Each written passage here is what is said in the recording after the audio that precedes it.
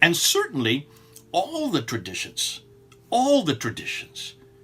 bar none, start from the premise that Muhammad was born in Mecca, 570 AD, lived there up until 622 AD. So for 50 years, the first 50 years of his life, the first 10, 12 years of his ministry, if that started in 610, the first 12 years of the Quran being revealed to him, we're all in Mecca. We're all in Mecca. If Mecca is this important, and believe me, it is important for every Muslim, and he asked the question, why, if so many great empires and great peoples who are in the same area that Mecca existed or surrounding Mecca, and they go back for millennium, if all these people are able to keep records of their own empires and their own civilizations, and we have an enormous amount of records from them, archaic records, then if they could do it, why couldn't the Muslims do it? Why couldn't the Arabs do it? And more importantly,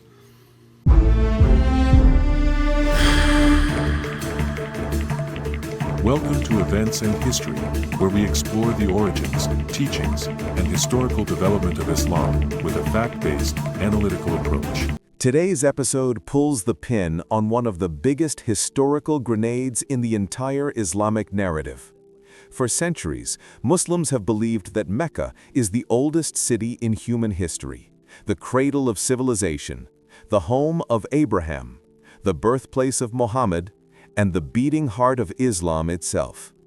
But what if, despite the confidence of the traditions, despite the certainty of later writers, none of that can be found in the historical record? In this video, Dr. J. Smith dives headfirst into a stunning question raised not by critics, but by the silence of ancient empires themselves. Assyrians, Babylonians, Himyarites, Persians and Romans, cultures that documented even tiny desert outposts with incredible precision, all somehow missed Mecca entirely. How is that possible? Watch as Dr. J walks us through the evidence empire by empire, map by map, exposing a hole in the narrative that no amount of shouting in the comments section can paper over. If Mecca is missing, everything else begins to crumble. Let's get into it. well, back to Mecca once more. But there have been some good comments, and here is one especially. This is an interesting one, put out by Falconauge. I don't know how to pronounce that, Falconauge or Nauge 4.0. Whoever you are, I wish I knew you because you've got an amazing overview. And he did a terrific overview a number of days ago, last week.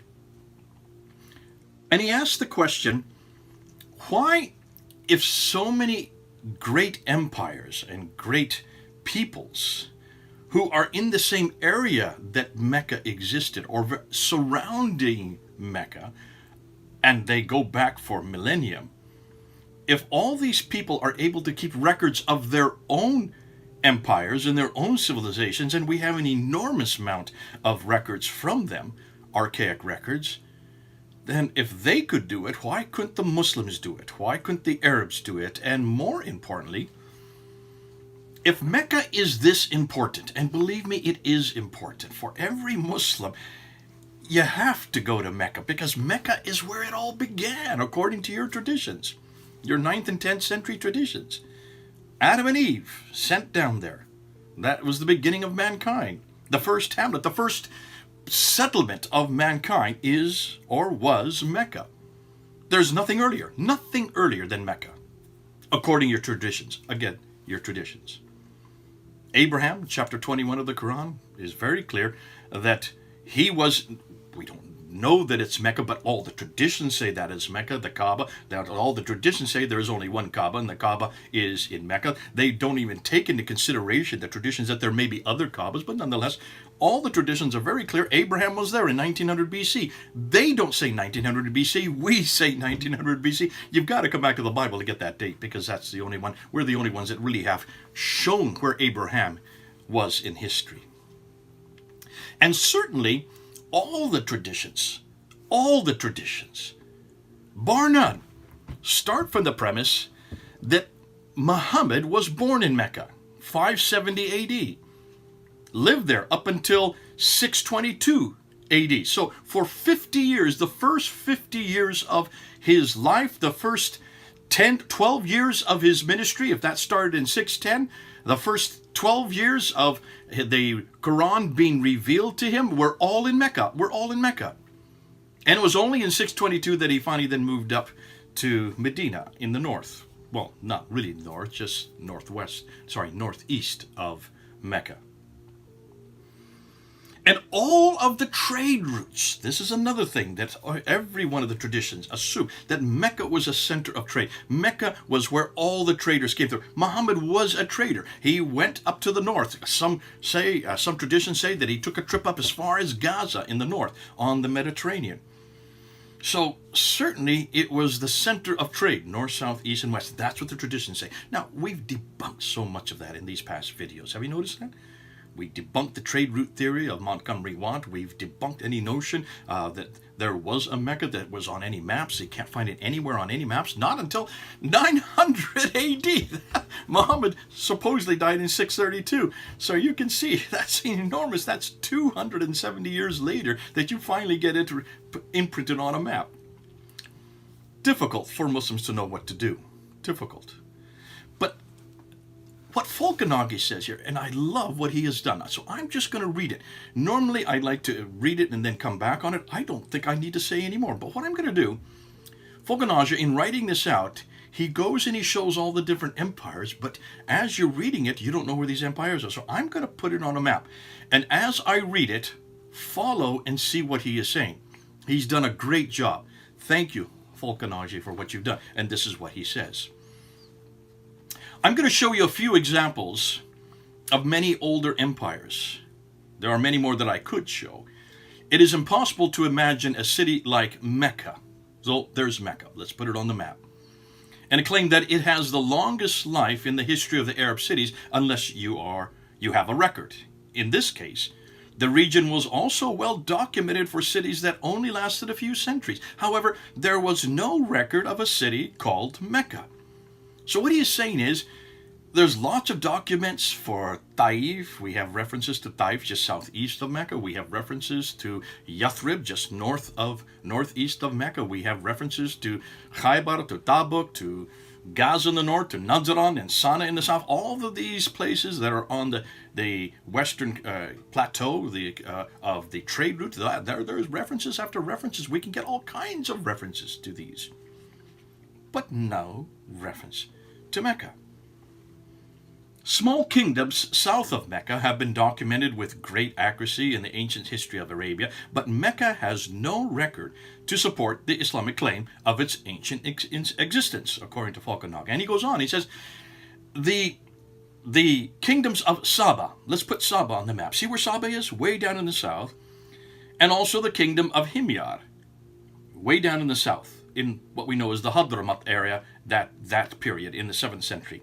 Present a series of 102 kings who lived up to the 9th century BC. 9th century BC? 9th century, that's 1000 BC. That is a good 16 to 1700 years before the time of Islam. They began and ended from the 9th century BC all the way up into the 6th century AD. This is proof that Mecca did not exist in ancient times. If it had existed, it should have had archaeological records for every generation of its history. The history of the ancient cities of the eastern and western Arabia. Let's put eastern Arabia up there. You can see there's the eastern coast and western Arabia. Western Arabia actually covers Mecca. These existed for many millennia before Christ and even date back to the time of Abraham. It contains numerous archaeological finds that reveal their story. We have all kinds of history from both the west coast and east coast of Arabia, he's saying. But they also prove that Mecca could not have existed in Abraham's lifetime without such records, because these records say nothing of Mecca. Though they even cover where Mecca exists, they don't have any record of Mecca. The patriarchs, look where the patriarchs are, and I'll put them here on the map, who lived near Abraham, never mentioned a trip by Abraham to the unknown desert of Western Arabia during his lifetime. Yet all the traditions say that Abraham came down to Mecca, and that he went into Mecca and went into the Kaaba and destroyed all the idols and then rebuilt the Kaaba with his son Ishmael. That's according to the Islamic traditions from the 9th and 10th century. Volkanaga goes on and says, neither any of the inspired prophets in the Bible nor any literature of Abraham's descendants mention such a trip. Although kingdoms and civilizations were few in the time of Abraham, and their inscriptions prove that they were known to one another, none of them mention Mecca. None of them mention Mecca. Then he goes on and says, the inscriptions of the Himyarites. Let's look and see where the Himyarites are. And they're right down, not too far from what we mentioned as Himyar or Saba. They're there in the Hadramaut, in what is today Yemen. Take a look and see on the map there. They occupied the area where Mecca was later built, and they occupied the area where Mecca was later built, confirmed that Mecca did not exist during the 3rd century AD. So the Himyarites moved all the way up the west coast, up to where Mecca is today, but no reference. It is illogical that all the nations occupying central West Arabia would overlook Mecca if it existed when these nations existed. If it was that important, if it was that old, if it was that famous, why did none of these empires, these peoples, why did they not mention this place called Mecca? Look at the map. Look at the map again. They're all surrounding. They also include where Mecca is. Let's continue on. Volkanaga then says, the Assyrians. Well, look where the Assyrians are, the way up north up there. And the Babylonians, right next to them. In fact, they almost call it interlocked because they have many of the same cities. They all had ancient empires that occupied the north and also central West Arabia. Let's put central West Arabia up there. Take a look at it on the map. Yet none of them mention the existence of Mecca. Not one. Remember, these Babylonians, these Assyrians, we know that later on the Sassanians, who then take over that area of what is today, what was then Babylon and what was Assyria, the Sassanians, who then continue and they take over to the east of that, and they have Ctesiphon, which is now today called Baghdad, but back then called Ctesiphon, and they sent these explorers and they come all the way down to what is today Yathrib, and they find silver there. Dr. Robert Hoyland talks about them coming all the way down to Yathrib, and they create silver mines. And they talk about Taif, and they talk about further north in Tabuk and Khaybar, but they don't refer to Mecca. So these are people that are there in the Assyrian, the Babylonian period area, and what is today where Baghdad is situated. None of them mention Mecca. Mecca is absent from the Assyrian political or military and commercial scene, while other tribes of Western Arabia are mentioned in the Assyrian records. Mecca, if it existed at the time of Sargon II. Who is Sargon II? Remember who Sargon II is. He is the one that is Khorsabad. Khorsabad is way up in the Assyrian Empire that you see here on the map. Khorsabad, he is the one that comes down to Israel, and he attacks the 10 northern tribes of Israel, and he decimates those 10 northern tribes, take many of them back up to his cities up there in Assyria, and leaves and takes some of his own Assyrians to repopulate the cities, and they intermarry with the Israelites that are left behind. And from their progeny come what is today known as the Samaritans. So we know who Sargon II is. We know when he lived. We know when he did this. We know where he came from. All of this, Volkanaga is saying, these are people in history. Sargon II would have been mentioned with the various Arab tribes, including Saba, all of which were mentioned in the inscriptions of that period. Mecca was absent from the military, trade, and religious scene, even during the time of Sennacherib, who was his son, who came and then tried to attack the tribe of Judah and was not able to destroy Jerusalem. In fact, had to suddenly leave in the middle of the night and return back to his town of Nineveh. He had to go back and defend his city of Nineveh. So you have these great Assyrian kings, Sargon II, Sennacherib, even Ashurbanipal, Volkanaga continues, had many contacts with Arab tribes and had reached the Taima area. Look and see where Taima is on the map. There it is right there. North of Medina, north of what was then, of course, Yathrib. Yet Mecca is absent from the Assyrian records, speaking about him.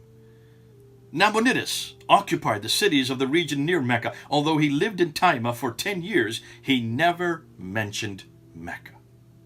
Nabonidus is the time of Daniel.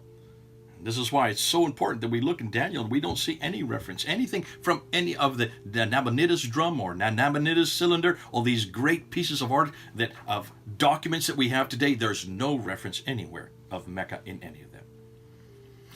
And then Falconager goes on to the Persians. Look where the Persians are, over to the east, what is today Iran. The Persians occupied many parts of Arabia and had alliances with tribes and states, but Mecca is absent from their records. Finally, he refers to the Romans. The Roman expedition to Western Arabia, they precisely documented all the villages and towns in the region. I've been talking about that. Dionysius is one of them, who then refers to that as the Greek who the Romans then take, and then take his material and then refer to all the different towns along the western coast of Arabia. Their work shows that Mecca did not exist in the Christian era, and in the first century, up until the 1st century AD, great empires stretching for millennia or more occupied central West Arabia and mentioned the tiny villages. They mentioned the tiny little villages, but they did not mention Mecca. How can Muslims ignore the record of these great empires? Falconager finally concludes. And that's the question we need to ask you Muslims. Let's look at the map again. Take a look at that map. Look at all those empires. We have records from all those empires. And those empires go all the way back to the 3rd, 4th, 5th, 6th, up until the 9th century BC. 9th century BC. Why is it they have records and you don't? Why is it that their records don't show anything about Mecca, but yours do? Why is it that those records continue from the 9th century BC all the way up until the 6th century AD, and yet there is no record? There is no record of the city Mecca, the greatest city, the oldest city, the supposedly the center of history, the center of mankind, and yet there's no record of it. Muslims, you've got a problem here. Because if Mecca does not exist prior to the writings of the traditions, the 8th and 9th and 10th century, if Mecca really doesn't exist on any map until the 10th century, then I would suggest that your traditions are in error. But not only are your traditions in error, so is your Quran in error, because your Quran is assuming that Mecca is there. Though it only mentions it in one place, in chapter 48, verse 24, it still assumes that where this man was and where this revelation of the Quran was revealed to him and where he lived for the first 50 years of his life would have been in Mecca. And yet, if we can't find it, that not only destroys your traditions, it also eradicates any historical authority for your Quran. Talk about the holes in the classical narrative. Your classical narratives, we're finding hole after hole after hole after hole after hole, and this is probably one of the biggest holes. Because I am not saying anything here that is a Christian polemic. It is not me, a Christian J. Smith, who is attacking the Quran because of what I see in the Quran, or what I see in Muhammad, or what I see in his life, or what I see in his empire, or what I see in the history that I disagree with. Because as a Christian, I'm just asking a simple historical question. Where is your city? Where is this city that is at the seat of civilization, that was at the beginning of time, that was created, that were the greatest of all the great patriarchs, someone like Abraham of his ilk, and the greatest, according to you, the greatest prophet of all time, Muhammad himself? Where is the city that he was born in? Where is the city that he grew up in? Where is the city that he spent the first 50 years? Where is the city that he finally conquered in 630? Where is the city where all the mosques are supposedly pointing to? You've got a problem. It just doesn't exist. None of the civilizations knew about it. Nobody before the time of the Abbasids, or maybe even the Umayyads, knew about this city. I'm waiting, and I will continue to wait. The onus is on you now, Muslims. You've got to provide some evidence for your city, because without Mecca, you don't have Muhammad. Without Muhammad, you pretty much don't have the Quran. Without the Quran, what do you have left? Nada. Nothing. Let's see what you can come up with. Respond to these questions. Show us Mecca. Prove to us it is historical. Give us some inkling that your traditions are true. or even that your Quran is true. Because if you cannot, then you might as well give up on the Quran and Muhammad. You might as well give up on Islam and come on home. God bless you. This is Jathan. And there you have it. Piece after piece of historical evidence laid out across centuries, across empires, across continents, all pointing to one stunning conclusion. The Mecca described in the Islamic traditions simply does not appear to exist in the ancient world. The Assyrians knew the region. The Babylonians mapped it. The Himyarites lived in it. The Persians traded through it. The Romans documented it meticulously. They recorded tiny villages, forgotten tribes, and obscure settlements, yet never once did they mention Mecca. For a city claimed to be the oldest on earth, the center of humanity, the birthplace of Muhammad, and the very setting of the Quran's earliest revelations, that silence is deafening. And now the burden lies where it belongs, on those who insist Mecca stood at the crossroads of history, while every major civilization somehow overlooked it. If the city isn't there, the story isn't there. And if the story collapses, the foundation of Islam collapses with it. So we end with one simple challenge. Show us Mecca. Show us the evidence. Or rethink everything. Thank you for watching this video. Please like and share this video so others can see it. Don't forget to subscribe and turn on notifications for more Islamic history content. Stay with us as we sift through history to find out what the standard Islamic narrative on the Islamic Awareness website is hiding regarding the origin of Islam. Jesus is Lord.